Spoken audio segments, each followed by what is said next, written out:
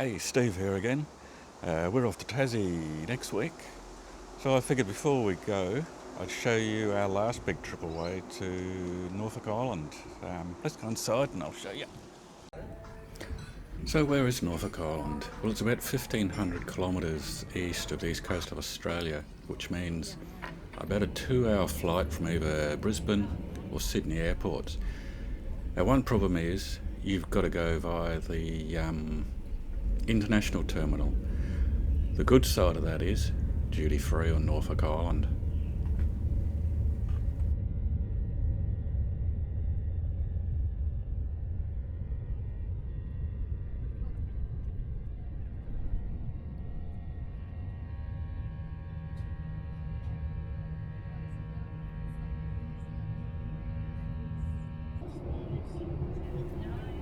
As I said, it's a 2-hour flight, which means you get lunch though. That quiche doesn't look too appetising, but believe me, it was lovely.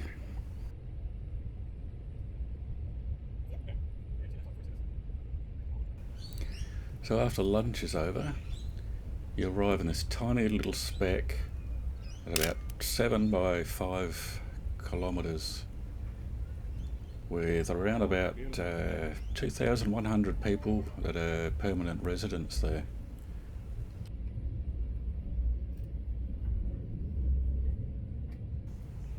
It's not a big runway at Norfolk Island, so it is a little bit limited with the type of aircraft that can land there.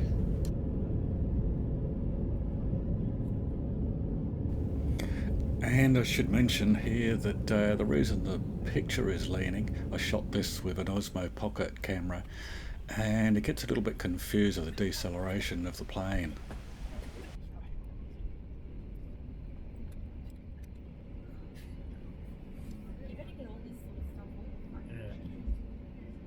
Welcome to Norfolk, everyone. Local time here, just on 12 minutes past 12.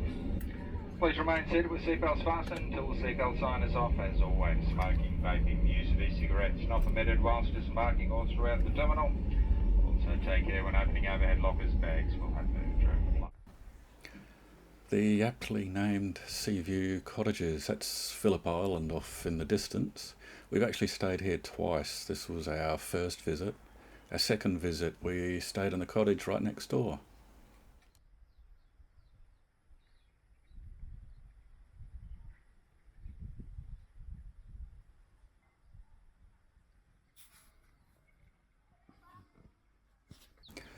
One thing they don't tell you about Norfolk Island in the travel brochures is the feral chooks.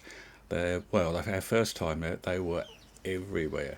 And if you weren't careful, they'd be in the house.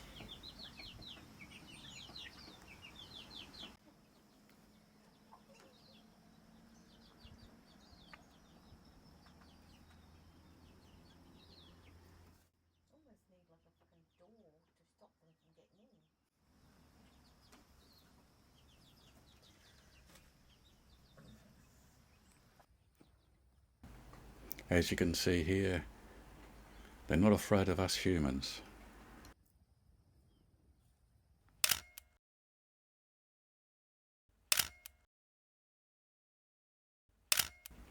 Isn't that a magnificent cock?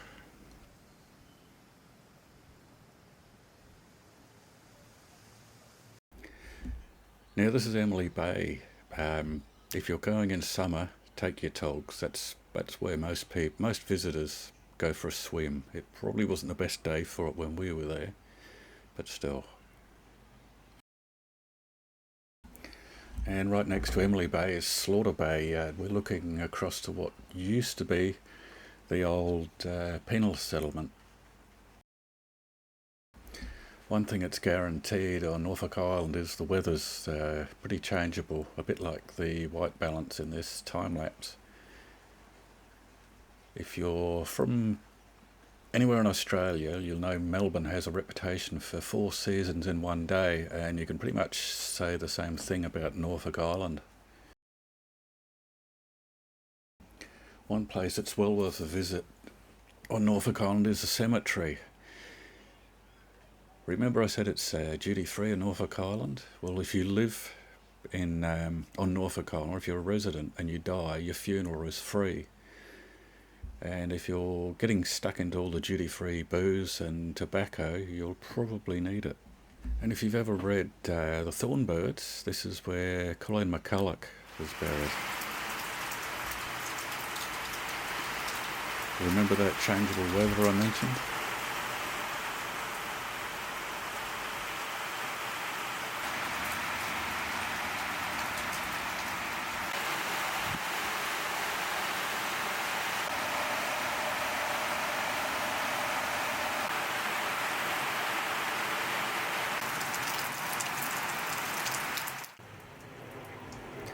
The weather doesn't necessarily mean the flights from Brisbane or Sydney don't stop coming in. That said, if they can't get in, they either fly back to where they came from or on to Auckland or Noumea in New Caledonia. It's certainly not all bad weather though.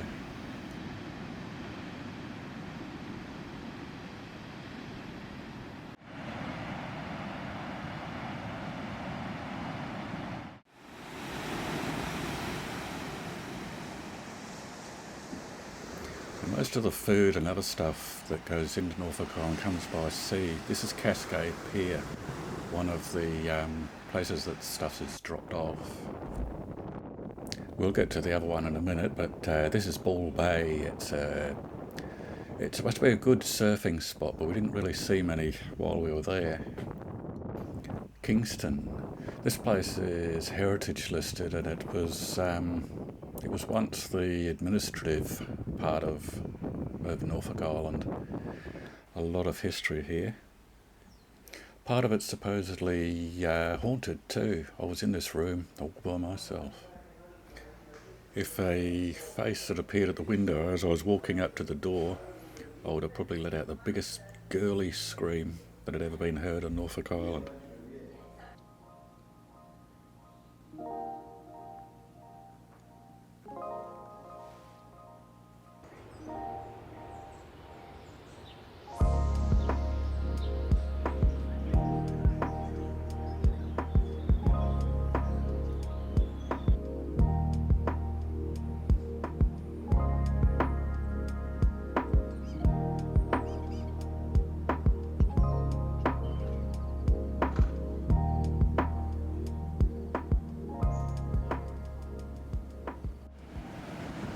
Yeah, this is Kingston Pier. As I mentioned, this is the other place that all the produce gets delivered to. When we were there the first time, they actually hadn't had a barge for about 18 months, so things were getting a little bit low in the supermarket. As you can see here, it's a little bit rough to get in at the moment.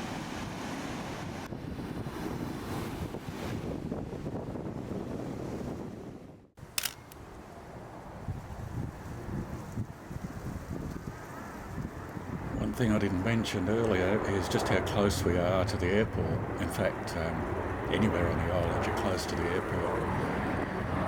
But yeah, we could see the end of the airstrip from where we were staying.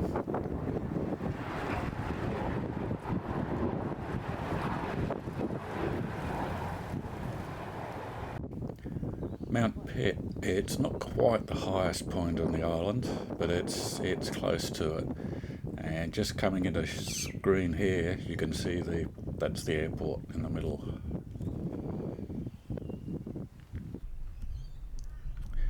Most of the accommodation on Norfolk Island have some kind of package deal where car rental, and you really need to hire a car to get around on all these nice potholed roads. You can do tours, and it's a good idea to do the introductory tour, but to really explore the island you need to hire a car. Now I mentioned Colleen McCulloch before, but just around the corner here up to the right, that's where Helen Reddy used to live.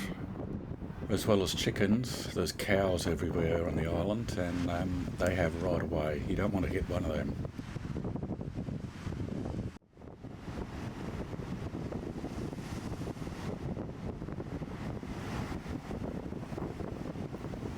Sorry about the wind noise in a lot of these shots.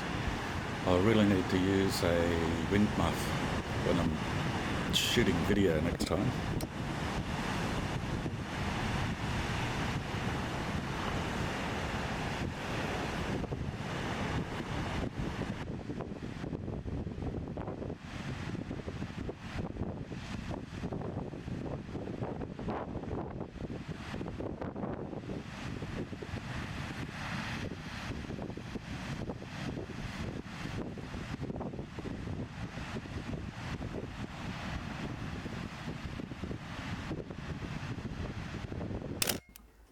Piece of advice: if you're photographing these trees near the airport, go when it's misty or rainy, not in the middle of the day like I did.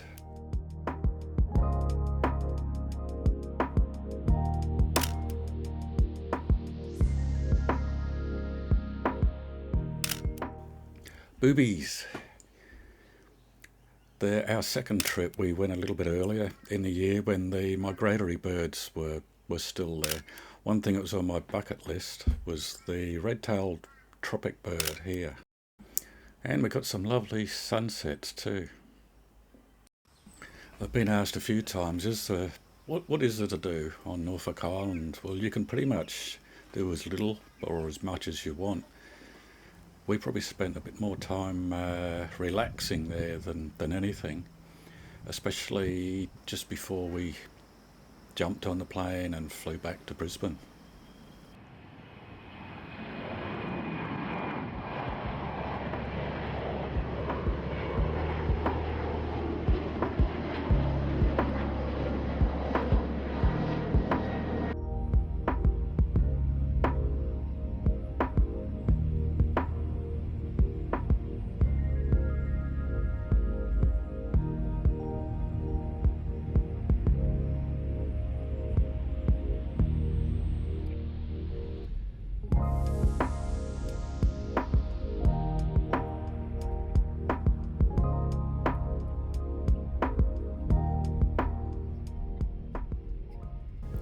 And welcome back to Brisbane International Airport, runway 19 left.